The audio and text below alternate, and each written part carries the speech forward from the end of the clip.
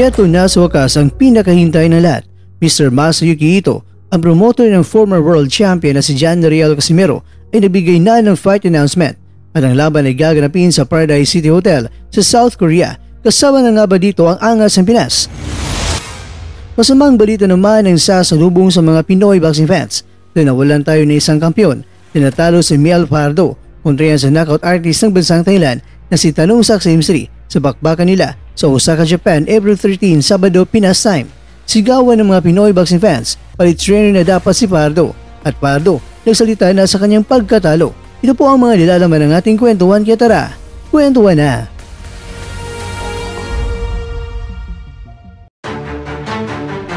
Nagulantang ang lahat sa fight announcement ng promoter ni Casimero na si Masayuki Ito ilang Treasure Boxing Promotion 6 ay sa wakas mangyayari na. Ang main event dito ay walang iba kundi ating ring lover boy na si Vince Paras kontra yan sa Hapon na former 3rd Division World Champion na si Hiroto Kiguchi. Ang nakalagay dito mga kakwento ay Kiguchi versus Paras 2 o rematch. Pero ito na kasi ang pangalawang beses na muling magtagpo ang dalawa dahil noong 2018 ay nagarap na sila. Ang nakataya ay ang WBC International Light Flyweight title at ang laban ay ginanap sa bansang Japan. Kaya lang, natalo si Ring Loverboy by unanimous decision at ang lahat ng mga hurado ay nagbigay ng score na 111-117. Kaya talagang sa susunod na laban ay magiging ma-action ito dahil kilala na nila ang bawat isa kung paano sila nakikipagdigma. Ang dalawa ay magharap sa loob ng 10 rounds sa Flyweight Division at batay sa pinakitang mga fight cards sa paparating na laban, nalaban din ang ating kaubayan na si J. Saber Abside kontra yan sa isang Hapon sa loob ng 8 rounds para sa Light Flyweight Division. Pero ang tanong, kung itong si Paras at Hiroto ang main event, maging co-main event ka ba ang angas ng Pinas? Ikaw kukwento, ano ang sa tingin nyo? Pero ganun pa man, may second fight announcement pa para sa mga boksingherong kukumpleto sa fight cards. Kaya hintayin na lang po natin sa buwan na ito ang second announcement. Palitan na ang trainer dahil habang tumatagal ang laban ay pareho lang ang diskarte. Walang pagbabago sa atake ni Pardo. Palaging nakayuko ang kalaban pero walang uppercut na pinapakwalan. Maraming mga suntok ang nasasayang dahil kahit alam na ng kalaban ni mahilig sa malayuan na bakbakan ay hindi dinidikitan ang kalaban. Nagkulang sa head movements and footworks para makapenetrate sa kalaban o magawang makailag para nagpapakwala ng counter sana agad. Natalo man pero ang malaga ay nagawang napabagsak pa rin ang mas may marami karanasan kaya magulang na sa pakipagbakbakan. Mga kakwento, ito ang mga ilang mga naging reaksyon ng mga Pinoy boxing fans pagkatapos natalo ang ating kaubayan na si Mel Pardo sa kamayan ng knockout artist ng Thailand na si Tanungsak Simsri. Habang nagbakbakan sila ni Pardo at Tanungsak ay may napatanong kung ang kalaban ba ni Pardo ay yung nagtitinda ng Paris Overload na si Madam Diwata. Kaya tuloy ito ang nagawa ko na design. Kumaga, pakiliti sa masakit na pigati. Batay sa mga nakapanood ng laban, bumili bang iba nating mga Pinoy sa husay at galing ni Simsri na pinakita sa laban kahit na siya ay mas bata pa na 1 taon kay Pardo. Napakasipag na nagpakawala ng maraming mga jabs, biglang atras kapag bumibitaw si Pardo ng mga bomba. Kaya kadalasan ay sa hangin lang tumatama ang mga power shots ni Pardo at isa rin sa factor na talagang mababawasan ng lakas na mga suntok ni Pardo na nakakapagod ang nagpapakawala ng mga power shots pero suntok sa hangin lang. Ipinakita lang ni Simsri ang pagkakaiba na isang boksingerong babad na sa laban at ang boksingerong medyo ilan pa lang ang laban. Nandun na kasi yung mautak, ugulang sa pakipagbakbakan. Kapag dumidikit si Pardo, may pasimpleng patulak yan, hindi masyadong nahalata para hindi makadikit si Pardo. May konting wrestling, kung didikit pa siya at mabuti na lang, hindi sinipa itong si Pardo dahil magaling din itong si Simsri ng Muay Thai. Pero nagwala ang mga Pinoy pagdating sa round 10 dahil napabagsak ni Pardo si Simsri. Akala ng lahat na dito na matatapos ang laban. Kaya lang, itong si Simsri ay parabang nag-stretching lang at sobrang dali na naka-recover at bumalik na kaagad ang lakas sa kanyang binti at rumesbak pa at napakawala ng mga maraming mga kombinasyon kay Pardo. Batay sa mga nakapanood, habang tumatagal ang laban ay kitang-kita na nagkulang daw sa bulong ng nasa corner ni Pardo.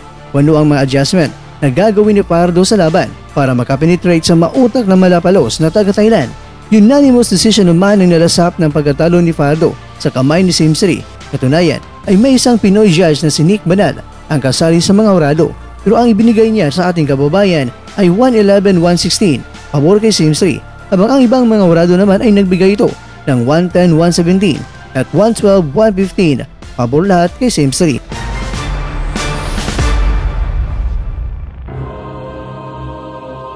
Mga kakwento, nagsalita na si Pardo sa kanyang pagkatalo. Nagpasalamat sa mga Pinoy boxing fans ang kanyang mensahe at papuri naman para sa bagong kampiyon na si Same3. Umamin naman si Pardo na hirap na siya sa kanyang timbang kaya sa susunod na laban ay aakyat na siya ng timbang. Yan ang ating asahan. Pero ganoon pa man, natalo man si Kabayan pero nagbigay naman siya ng labang hindi makakalimutan ng taga Thailand dahil nagtagumpay man si Same3 at ang titulo ay nakuha niya. Pero ang pagbagsak ay kanyang naranasan din dahil yan sa lakas ng nag-iisang The Silent Assassin.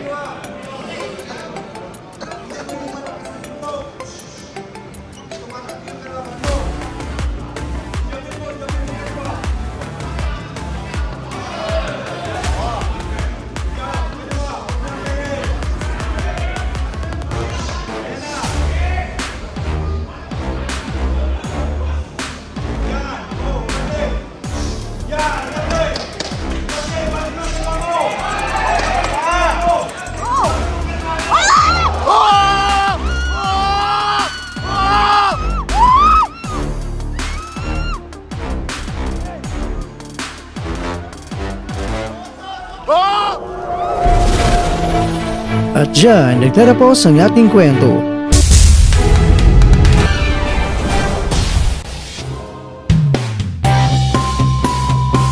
Maraming salamat mga kakwento sa inyong panonood. Pero baka naman mga kakwento ay nagustuhan niyo po ang kwento natin ngayon. Baka pwede niyo po kung mabigyan dyan ng like, subscribe at pa-click na rin sa bell button. Pero bago tayo matapos mga kwento ay syempre, shoutout po muna tayo dyan sa ating mga kakwento. Kay kakwentong Galina Athena, kay kakwentong I Love Cookie, kay kakwentong User, kay kakwentong Sans TV, kay kakwentong nanonood yung shoutout sa iyo dyan. Bueno, hanggang dito lang po muna ang ating kwentuhan at abangan nyo lang po ang ating susunod na video. At dito lang po yan sa isang channel na kung saan maaring ito'y mga kwentong di pa na kwento sa inyo.